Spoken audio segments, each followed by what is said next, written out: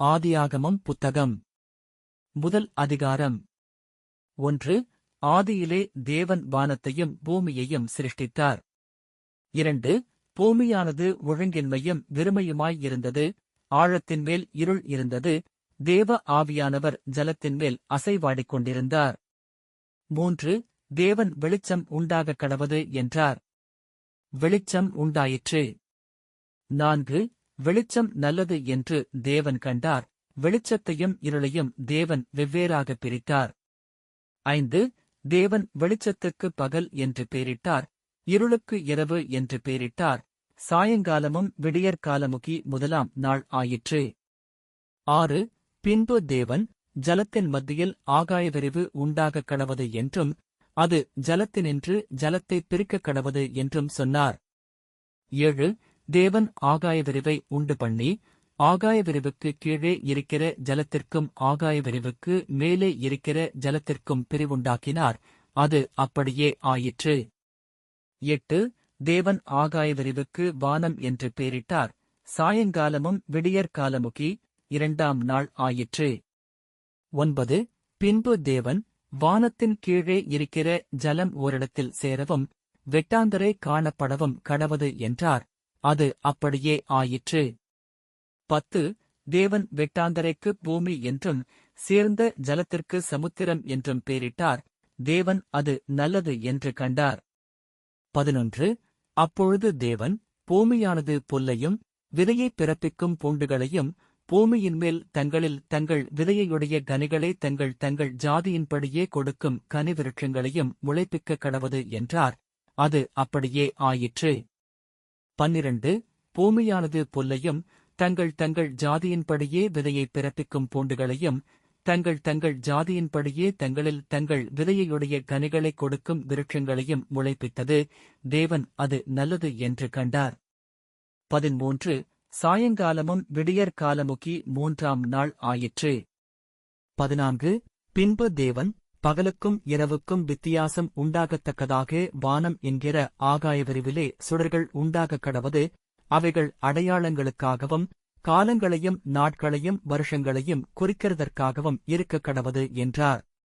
15. அவைகள் பூமியின்மேல் பிரகாசிக்கும்படிக்கு வானம் என்கிற ஆகாயவிரிவிலே சுடர்களாயிருக்கக் கடவது என்றார், அது அப்படியே ஆயிற்று. 16. தேவன் பகலை ஆழப் பெரிய சுடரும் இரவை ஆழச் சிறிய சுடரும் ஆகிய இரண்டு மகத்தான சுடர்களையும் நட்சத்திரங்களையும் உண்டாக்கினார். 17. அவைகள் பூமியின்மேல் பிரகாசிக்கவும். 18. பகலையும் இரவையும் ஆளவும் வெளிச்சத்துக்கும் இருளுக்கும் வித்தியாசம் உண்டாக்கவும் தேவன் அவைகளை வானம் என்கிற ஆகாயவிரிவிலே வைத்தார், தேவன் அது நல்லது என்று கண்டார். 19. சாயங்காலமும் விடியற்காலமுகி நாலாம் நாள் ஆயிற்று. 20. பின்பு தேவன் நீந்தும் ஜீவஜந்துக்களையும் பூமியின்மேல் வானம் என்கிற ஆகாயவிரிவிலே பறக்கும் பறவைகளையும் ஜலமானது திரளாய் ஜனிப்பிக்கக் கடவது என்றார். 21.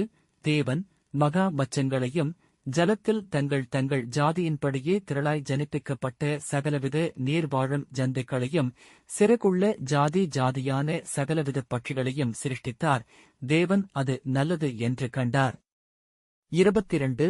தேவன் அவைகளை ஆசீர்வதித்து, நீங்கள் பலுகிப் பெருகி சமுத்திர ஜலத்தை நிரப்புங்கள் என்றும் பறவைகள் பூமியில் பெருகக் கடவது என்றும் சொன்னார். 23. சாயங்காலமும் விடியற்காலமுகி ஐந்தாம் நாள் ஆயிற்று. 24. பின்பு தேவன் பூமியானது ஜாதி ஜாதியான ஜீவஜந்துக்களாகிய நாட்டு மிருகங்களையும் ஊரும் பிராணிகளையும் காட்டு மிருகங்களையும் ஜாதி ஜாதியாக பிறப்பிக்கக் கடவது என்றார், அது அப்படியே ஆயிற்று. 25. தேவன் பூமியிலுள்ள ஜாதி ஜாதியான காட்டு மிருகங்களையும் ஜாதி ஜாதியான நாட்டு மிருகங்களையும் பூமியில் ஊரும் பிராணிகள் எல்லாவற்றையும் உண்டாக்கினார், தேவன் அது நல்லது என்று கண்டார். 26. பின்பு தேவன் நமது சாயலாகவும் நமது ரூபத்தின்படியேயும் மனுஷனை உண்டாக்குவோமாக, அவர்கள் சமுத்திரத்தின் மச்சங்களையும் ஆகாயத்து பறவைகளையும் மிருகஜீவன்களையும் பூமியனைத்தையும் பூமியின்மேல் ஊரும் சகல பிராணிகளையும் ஆளக்கடவர்கள் என்றார். 27. தேவன் தம்முடைய சாயலாக மனுஷனை சிருஷ்டித்தார், அவனை தேவசாயலாகவே சிருஷ்டித்தார், ஆணும் பெண்ணுமாக அவர்களை சிருஷ்டித்தார். 28 பின்பு தேவன் அவர்களை நோக்கி, நீங்கள் பலுகிப் பெருகி, பூமியை நிரப்பி, அதை கீழ்ப்படுத்தி, சமுத்திரத்தின் மச்சங்களையும் ஆகாயத்து பறவைகளையும் பூமியின்மேல் நடமாடுகிற சகல ஜீவஜந்துக்களையும் ஆண்டு கொள்ளுங்கள் என்று சொல்லி, தேவன் அவர்களை ஆசீர்வதித்தார். 29 பின்னும் தேவன், இதோ, பூமியின்மேல் எங்கும் விதைதரும் சகலவித பூண்டுகளையும் விதைதரும் கனிமரங்களாகிய சகலவித விருட்சங்களையும் உங்களுக்குக் கொடுத்தேன், அவைகள் உங்களுக்கு ஆகாரமாயிருக்கக் கடவது. 30 பூமியில் உள்ள சகல மிருகஜீவன்களுக்கும் ஆகாயத்தில் உள்ள சகல பறவைகளுக்கும் பூமியின்மேல் ஊரும் பிராணிகள் எல்லாவற்றிற்கும் பசுமையான சகல பூண்டுகளையும் ஆகாரமாகக் கொடுத்தேன் என்றார். அது அப்படியே ஆயிற்று.